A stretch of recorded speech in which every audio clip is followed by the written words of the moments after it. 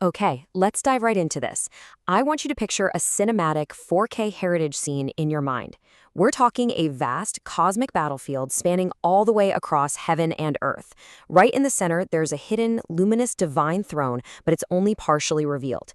And then suddenly, a mighty, radiant hand emerges from the heavens, directly confronting this massive swarm of shadowy, glitching forces that are literally distorting the fabric of reality itself. Now, this isn't some science fiction movie. This is the profound, esoteric vision detailed in the Zohar and the Kabbalistic teachings of the Tree of Life. It's all about the ultimate cosmic war. So, welcome to today's explainer. We are going to completely unpack the deep mystery of Yad Al Kes Yah, the great hand Amalek, and the final redemption. Here is our Pardes map for today, essentially a system diagnostic of the cosmic architecture. We're looking at the cosmic system Malware, the broken throne architecture, Amalek across the Sephirot, the five-fingered root override, the final boss battle, and finally, system restored white light. Let's get right into it. Section 1. The Cosmic System Malware, a recurring exploit in reality. To really grasp the deep secret, the sud, of these ancient texts, you kind of have to think of reality as cosmic engineering. The entity known as Amalek isn't just some historical ancient enemy. No, it is persistent malware. It's actively and constantly preventing universal unity. And this brings us to a really cryptic verse from Exodus that gets heavily analyzed in the Zohar. Yad Al Kes Yah, for the hand is upon the throne of Yah. If we stick with our tech analogy, this great hand isn't a physical hand at all. It's the ultimate root-level override. It's literally a divine failsafe that is triggered specifically to wipe this corrupted Amalek code and rebuild the system entirely from the ground up. And this dynamic brilliantly illustrates the eternal war at play. On one side, you've got system integrity, which the texts call kedusha, or holiness. On the other side, it's constantly being attacked and undermined by this persistent malware, known as tuma, or impurity. These two forces are absolutely locked in an eternal battle across the very architecture of reality. They're fighting for complete dominance over the operating system of the universe itself. Moving to Section 2. The broken throne architecture, the damaged base. Okay, so think of this incomplete throne, Kisye, as a damaged base in a video game's final boss battle. Because your base is damaged, you just can't achieve total victory. And look at the precise linguistics of this missing code. It's fascinating. The Hebrew word for throne, kiseh, is normally spelled with the letter aleph, but here it's written tes, completely missing the aleph.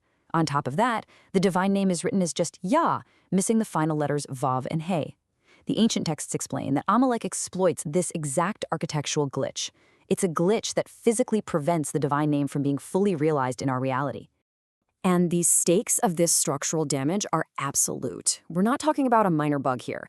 The Zohar states, from generation to generation they are lacking, from the upper dwellings and the lower, until Amalek is wiped out. This eternal glitch affects absolutely everything, from the highest spiritual dimensions all the way down to our lower physical reality. Literally nothing is whole as long as this malware persists. Now, you'll see the number 2 pop up a lot in these texts, and it is highly significant. 2 represents the brutal head-on collision of these dual forces. It's the ultimate clash of opposites, right? Kedusha versus Tama, light versus darkness. The entire system is suspended in this incredibly tense binary deadlock, just waiting for the override that will finally break it. Section 3. Amalek across the Sephirot. The battlefield mechanics. Look, this isn't just some abstract philosophical conflict. If we look at the system diagnostics across the Sephirot, the battle maps out perfectly.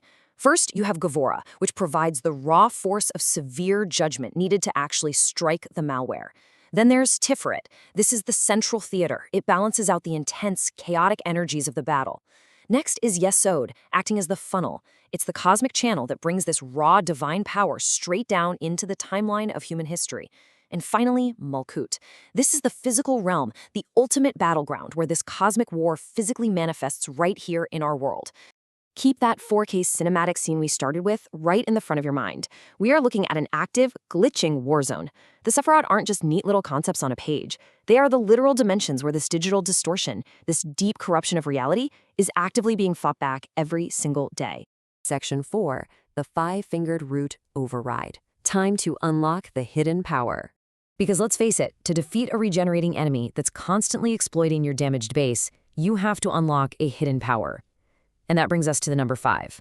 5 represents the Yad, the Great Hand itself, and its 5 specific channels of power derived straight from the Tree of Life texts. This is it. This is the ultimate system administrator tool. So, the absolutely crucial point here is the metaphysical anatomy of this great hand. The texts break it down like this. It operates through 5 distinct fingers, utilizing 14 joints of structural power. And get this, that is no coincidence, because the Hebrew word yad mathematically equals 14. Through these specific channels, it deploys 5 Geverot, which are these incredibly intense forces of severe judgment. Make no mistake, this is not a gentle tool of creation. It is a highly specialized override protocol, perfectly designed to target, isolate, and strike the malware. Which brings us to Section 5, the final boss battle, the system-wide purge. We are at the absolute climax of the cosmic engineering cycle here. The texts lay out the exact sequence. Step 1, the Great Hand is finally unlocked. Step 2, there's a massive, violent collision of these opposing cosmic forces. And Step 3, the resulting energy triggers a system-wide purge. It finally deletes the Amalek glitch straight out of reality's source code. But this raises a pretty terrifying question for us. Can the system itself actually survive the intensity of the Great Hand's purge? To wipe code that is this deeply corrupted and embedded requires an overwhelming, almost destructive amount of din, of severe judgment. We are officially in the red alert phase. The sources describe this dramatic, almost visceral color shift mechanic during the battle. A burning, intense red energy of war and strict justice completely floods the cosmic architecture. It is the raw, unmitigated power required to forcefully and finally delete the malware. Honestly, it's a moment of absolute vulnerability and maximum tension for the entire universe. And finally, Section 6, System Restored, Completion of the Architecture. Once that threat is totally neutralized, the divine architecture is no longer broken. And that's when we see a second, incredibly beautiful color shift. The intense, burning red of war just fades away, giving way to this pure, brilliant white. This white light represents ultimate rahamim, or mercy. It's the universal signal that the system is rebooting in perfect, pristine harmony. Which brings us to the ultimate number here, 10.